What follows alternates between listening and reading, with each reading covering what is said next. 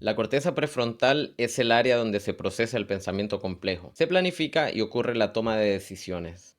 Es un proceso que continúa desarrollándose hasta los 20 años o más. Si pensamos en los niños en la medida que maduran, ellos van aprendiendo a regular sus emociones, a pensar antes de actuar y se moldea su comportamiento social. Es un área importante porque regula la transición de un ser que actúa por instinto a uno que actúa por razonamiento, es decir, un proceso fundamental para la autonomía humana. Como han de imaginar, un niño no termina de entender la diferencia entre lo que es bueno y lo que es malo, entre lo real y lo falso, de la misma manera que lo hace un adulto. Si nos enfocamos en el tema que nos atañe, que es en este caso la introducción de la religión en los centros educativos de manera abierta y explícita, violentando incluso los principios de laicidad del Estado hondureño, entenderemos que los niños no comprenden realmente qué es un ser omnisciente, ni la diferencia entre una parábola y la realidad denotativa. Cuando amenazamos a un niño por sus pecados con un infierno o castigos infinitos, o lo materializamos con la desaprobación de la sociedad, allí estamos cometiendo abuso emocional.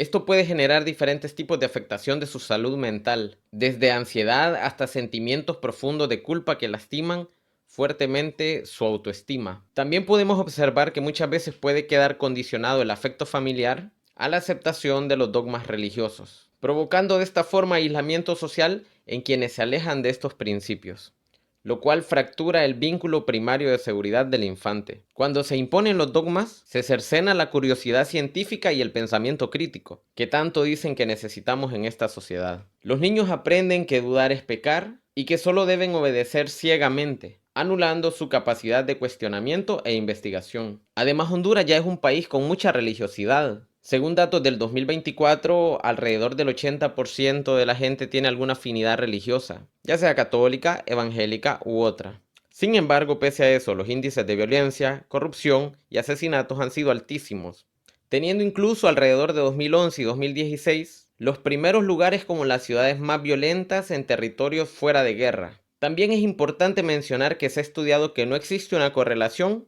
entre una alta religiosidad y bajos niveles de corrupción, delincuencia, como los que aquejan a nuestro país. Por ejemplo, países como México, Colombia y Brasil tienen una gran religiosidad, pero a la vez tienen altos niveles de violencia y corrupción. Sin embargo, países como Suecia, Noruega, Dinamarca tienen una baja religiosidad, pero también tienen bajos índices de corrupción, violencia y asesinatos. ¿Pero esto a qué se debe? Pues se ha encontrado muchísima más evidencia de una correlación directa entre bajos índices de violencia y corrupción con una mejora educativa, reducción de la desigualdad, instituciones estatales fuertes, Estado de Derecho, confianza social y desarrollo económico. Pero nos quieren hacer creer que el objetivo final de esta imposición es recuperar los valores morales perdidos. Pero que digan esto desde el Congreso Nacional de los Payasos es un chiste que no causa ninguna gracia, porque estamos hablando de la salud mental de los niños. Los diputados del Congreso Nacional y Tomás Zambrano son los menos calificados para hablar de valores morales, porque no los tienen. ¿O es que a Tommy Zambrano ya se le olvidó cuando estuvo involucrado en el caso de corrupción y tráfico de influencias de la fe de ratas? ¿O su apoyo incondicional al Código Penal de la impunidad, que no se dio cuenta que beneficiaba a los corruptos al reducirle las penas? Su poca preocupación por la niñez quedó totalmente clara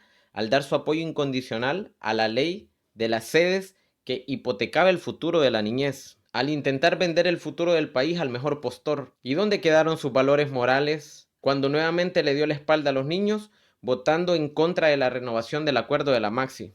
Ojo, no nos dejemos engañar por estos políticos.